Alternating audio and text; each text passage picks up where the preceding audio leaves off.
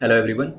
The Hindu editorial की हमने ये नई सीरीज जो है वो स्टार्ट करी है, जिसमें हम कुछ चीज़ें डिस्कस करेंगे। जैसे एडिटोरियल की डिस्कशन करेंगे, उसके अंदर जो वोकेबुलरी यूज़ होती है, जो आप अपने मेंस एग्जाम में यूज़ कर सकते हैं आंसर राइटिंग के अंदर, उसको यूज़ करेंगे। देखिए, वोकेबुलरी इसलिए भी ज़रूरी होती है क्योंकि अगर वोकेबुलरी आप नहीं समझ सकते, अगर क्वेश्चन पूछा गया मेन्स के अंदर, अगर उसमें जो वर्ड लिखा गया है उसको समझ नहीं पाएंगे तो उसका आंसर करने में आपको प्रॉब्लम होगी, तो वहाँ पर भी इसका इस्तेमाल होगा। देन सी सेट पेपर 2 में आप जानते ही हैं, जो इंग्लिश पोर्शन है उसमें कॉम्प्रीहेंशन आते हैं, वहाँ पर भी वो कैब आपकी हेल्प करेगी।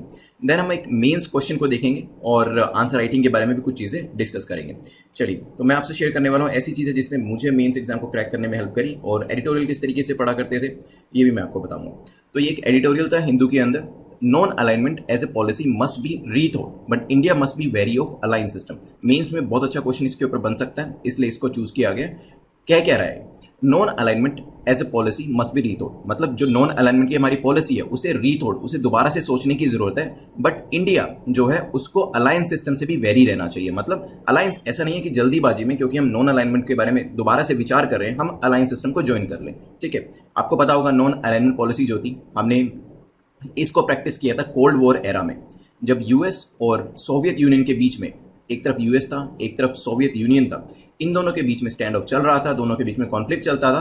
तो काफ़ी सारी कंट्रीज ऐसी थी जो यूएस को ज्वाइन कर रही थी, कुछ सोवियत यूनियन को ज्वाइन कर रही थी, और कुछ ऐसी कंट्रीज थी जो दोनों में से किसी को ज्वाइन नहीं कर रही थी। उसमें इंडिया भी एक था, जिसे हमने कहा गया नॉन अलाइन कंट्रीज, जिन्होंने किसी भी ग्रुप को ज्वाइन नहीं किया।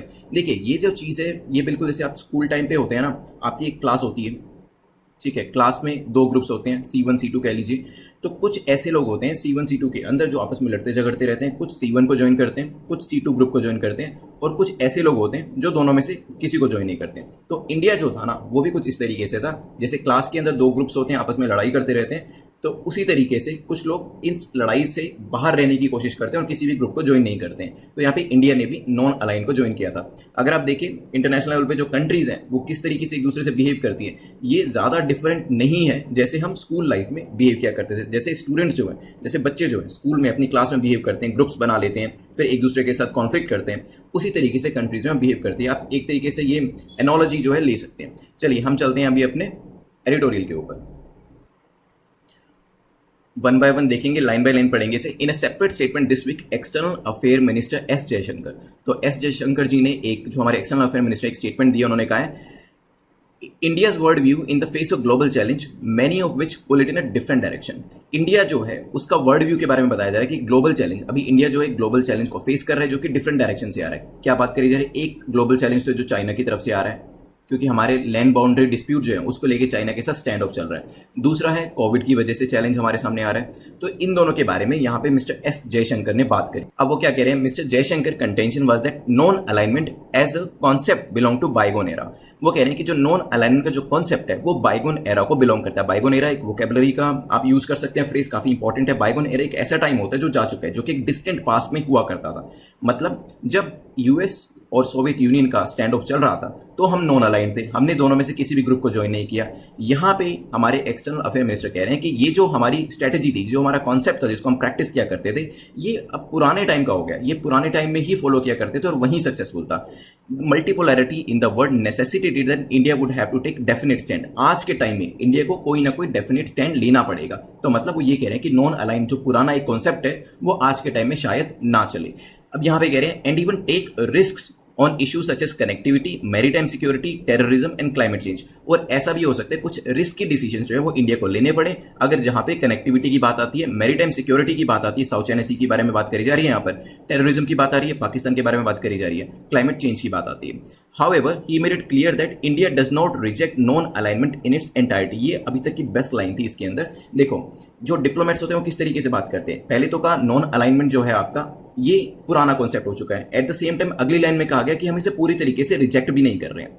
ठीक है, ये होती है एक डिप्लोमेट की पहचान कि वो किसी भी चीज को पूरी तरीके से एक्सेप्ट भी नहीं कर रहा है, किसी तरीके से रिजेक्ट भी नहीं कर रहा है, ताकि कल को कोई क्वेश्चन पूछा जाए तो वो दोनों में से किसी भी जगह अपनी जो स्टांस है वो रख सकता है। आपके जो मेंस के आंसर होंगे ना, वो भी आपको ऐसे ही लिखने हैं कि आपको पॉजिटिव नेगेटिव दोनों बतानी है और कंक्लूड करना है। कहीं पे भी एक्सट्रीम स्टांस जो है वो नहीं लेना है। तो यहाँ पे बिल्कुल सही चीज बताई गई है कि हम नॉन अलाइन को ये तो कह रहे हैं कि पुराना कॉन्सेप्ट हो चुका है, लेकिन पूरे तरीके से हम इसे रिजेक्ट नहीं कर रहे हैं। आगे बढ़ते हैं। While it would no longer remain disentangle from difficult decision, यहाँ पे कहा कहा जा रहा है कि हम लोग डिफिकल्ट डिसीजन लेने से दूर भी नहीं रहेंगे। डिसएंटेंगल का मतलब होता है फ्री फ्रॉम समथिंग, मतलब अगर जहां पे भी डिफिकल्ट डिसीजन लेने होंगे वहां हम डिफिकल्ट डिसीजन लेंगे। It would not compromise on it's independence. Eight the same time India की जो इंडिपेंडेंस है उससे भी हम कॉम्प्रोमाइज नहीं करेंगे। Next, more importantly he said India has never been part of an alliance system nor will it ever be. हम कभी भी अलायंस सिस्टम में, जब यूएस और सोवियत यूनियन का कॉन्फ्लिक्ट चल रहा था तो भी हमने किसी भी सिस्टम को, किसी भी अलायंस को यहाँ पे ज्वाइन नहीं किया था। और यही कहा गया एक्सटर्नल अफेयर मिनिस्टर द्वारा कि ना हमने कभी किसी ग्रुप को ज्वाइन किया है, ना हम किसी ग्रुप को आगे आने वाले टाइम में ज्वाइन करेंगे। But at the same time उन्होंने कुछ और चीजें भी कही, that even the US must look beyond it's present alliance and engage with more multilateral arrangement. US जो है, यूएस का जो प्रेजेंट अलायंस सिस्टम है जिसमें इसराइल है, काफी सारे यूरोपियन नेशंस हैं, जापान है, उसके अलावा भी यूएस को उसके बियॉन्ड देखना चाहिए अपने अलायंस सिस्टम के, और साथ में ही कुछ ऐसे मल्टीलेटरल अरेंजमेंट्स भी हैं वो भी साइन करने चाहिए। Mister Jaishankar explain that while non alignment work for India during cold war era between US and the Soviet union, जो नॉन अलाइनमेंट मूवमेंट को हमने ज्वाइन किया उसने हमारे लिए बहुत अच्छे से काम किया जब यूएस और सोवियत यूनियन का कॉन्फ्लिक्ट चल रहा था। The fact that India and China share a land boundary would always be A factor in new cold war between US and China. जो इंडिया और चाइना का लैंड बाउंड्री डिस्प्यूट चल रहा है वो एक न्यू कोल्ड वॉर एरा को start कर सकता है। किसके बीच में? यूएस और चाइना के बीच में। He spoke of India US cooperation in many fields. उन्होंने यूएस और इंडिया किस किस एरिया में कोऑपरेशन कर रहे हैं, कोलैबोरेशन कर रहे हैं, उसके बारे में बात करी। जैसे मैरीटाइम कोलैबोरेशन कर रहे हैं। अभी हमने पासेक्स एक्सरसाइज जो आप एमसीक्यूज डिस्कस करते हैं उसमें हमने देखा था। एक और एक्सरसाइज है जो कि एक ट्राइलेटरल एक्सरसाइज है जिसमें यूएस भी पार्टिसिपेट, यूएस की नेवी पार्टिसिपेट करती है, इंडिया की नेवी पार्टिसिपेट करती है और एक और नेवी पार्टिसिपेट करती है। उसका नाम मुझे कमेंट सेक्शन में बताइएगा। तो मैरीटाइम लेवल पे तो हम काफ़ी कोलैबोरेट कर रहे हैं, लेकिन कहा गया कि लैंड के ऊपर कोलैबोरेशन करना अभी थोड़ा सा मुश्किल होगा क्योंकि इंडिया और चाइना के बीच में पहले से ही स्टैंड ऑफ चल रहा है। लैंड के ऊपर भी एक्सरसाइजेज जो हैं स्टार्ट हो सकती हैं, हो सकते हैं आगे आने वाले टाइम में बेसिस भी हम बनाने दें, बट वो फ्यूचर की बात है। अभी तो चाइना के साथ हमारा इशू चल रहा है तो अब हम इसको एस्केलेट नहीं कर सकते।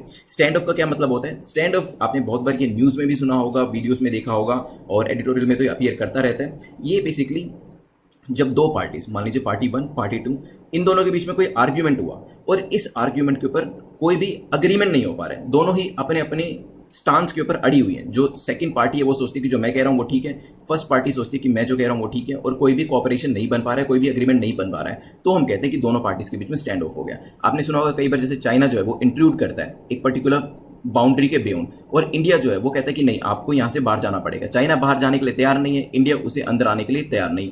तो यहाँ पे कहते हैं कि इंडिया और चाइना के बीच में स्टैंड ऑफ हो गया क्योंकि चाइना जो है वो अपने जो स्टेप्स उसने लिए हैं बाउंड्री के एक तरफ वापस ले जाने के लिए रेडी नहीं हो रहा है, और इंडिया जो है वो अपने स्टांस पे अड़ा हुआ है कि अब आपको इससे आगे हम नहीं आने देंगे, आपको वापस जाना पड़ेगा। तभी ये जो वर्ड है, ये जो फ्रेज है, ये यूज होता है। चलिए नेक्स्ट चलते हैं। इसी एडिटोरियल को कंप्लीट करते हुए मिस्टर जयशंकर ने कमेंट किया that a clear eyed assessment of India's constraint and avenues for its potential growth. यहाँ पे हमें जरूरत किस चीज़ की है? जो इंडिया के सामने प्रॉब्लम्स है, जो कंस्ट्रेंट है, जो ऐसी चीज़ें जो हमारी ग्रोथ को रोक रही है, और ऐसे एरियाज जहाँ पे हमारी ग्रोथ के पोटेंशियल है उसे हमें असेस करना पड़ेगा।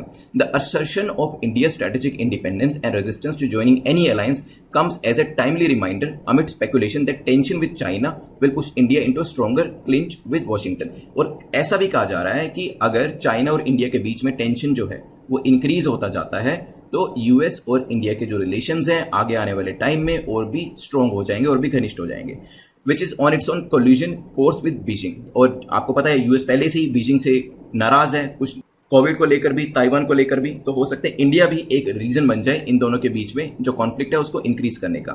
US secretary of state Mike Pompeo जो है उन्होंने ये भी कहा है कि India China clashes the death of Indian soldier, जो गालवन वैली में हमने लास्ट मंथ देखा था, उन्होंने एक कॉल दी है कि इंडिया एंड यूएस को एक साथ मिल जाना चाहिए ताकि चाइना को काउंटर किया जा सके। तो यहाँ पे यूएस के जो सेक्रेटरी ऑफ स्टेट है उन्होंने कहा है कि यूएस और इंडिया अगर एक साइड हो जाएंगे तो चाइना को हम काउंटर कर सकते हैं। ठीक है, चलिए आगे चलते हैं।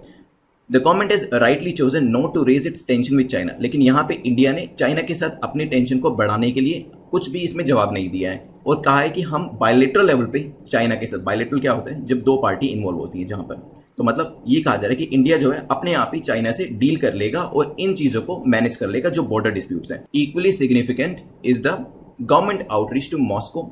तो यहाँ पे गवर्नमेंट जो है एट द सेम टाइम, ये बायलेटरल डिसीजन जो है वो तो कर ही जाएंगे, at the same time government जो है मॉस्को मतलब रशिया को भी अप्रोच कर रही है, उसके बारे में बात करेंगे। एक्सटर्नल अफेयर मिनिस्टर ने कमेंट किया है कि India should also seek to build coalition with middle powers. मतलब यहाँ पे हमारे एक्सटर्नल अफेयर मिनिस्टर कह रहे हैं कि जो मिडल पावर्स है जैसे कि जापान हो गया और काफ़ी सारी यूरोपियन कंट्रीज़ हो गई, उनसे भी हमें बात करने की ज़रूरत है, उनको भी अपनी साइड करने की ज़रूरत है, क्योंकि फ्यूचर में ये जो एलाइज है यही आपकी हेल्प करेंगे। A time of crisis often clarifies priorities at a time of double crisis. अब डबल क्राइसिस का क्या मतलब है? कोविड और China.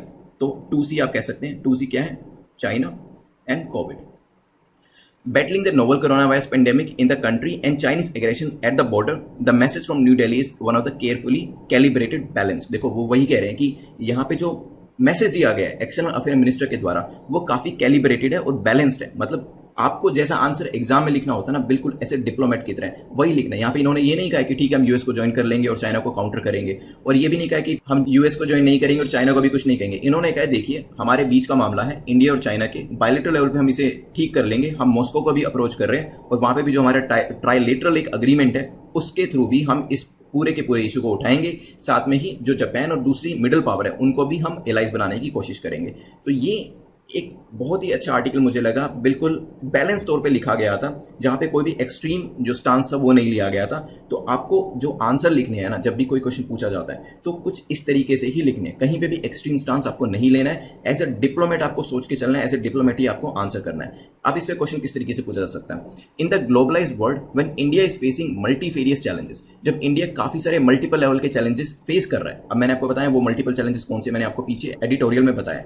Do you think the policy of non alignment is pragmatic? क्या आपको लगता है कि जो पॉलिसी है किसकी, नॉन अलाइनमेंट की, वो प्रैक्टिकल है इन द प्रेजेंट एरा, आज के एरा में? सोचिए इसके बारे में। 150 वर्ड्स का जो आंसर है exam.netmoc.com पे जाके अभी एक प्लेटफॉर्म जो हम क्रिएट कर रहे हैं, तो वहाँ पे आप इस आंसर को PDF फॉर्म में सबमिट कर सकते हैं। देन ऑल इंडिया लेवल पे जितने भी आंसर्स हमारे पास आते हैं हम उसकी रैंकिंग करेंगे और इस पे जो फीडबैक होगा वो भी दिया जाएगा। ये हमारा पहला एडिटोरियल डिस्कशन था। अगर आपको पसंद आया तो कमेंट सेक्शन में लिख दीजिएगा। अगर आप चाहते हैं कि दूसरे एडिटोरियल के ऊपर भी ऐसे क्वेश्चन बनाए जाएं, उनकी वोकैबुलरी को डिस्कस किया जाए और उनके ऊपर मेंस के जो आंसर राइटिंग है वो भी करी जाए, वो आप कमेंट सेक्शन में जरूर लिख के बताइएगा। Thanks for watching this video. Have a nice day.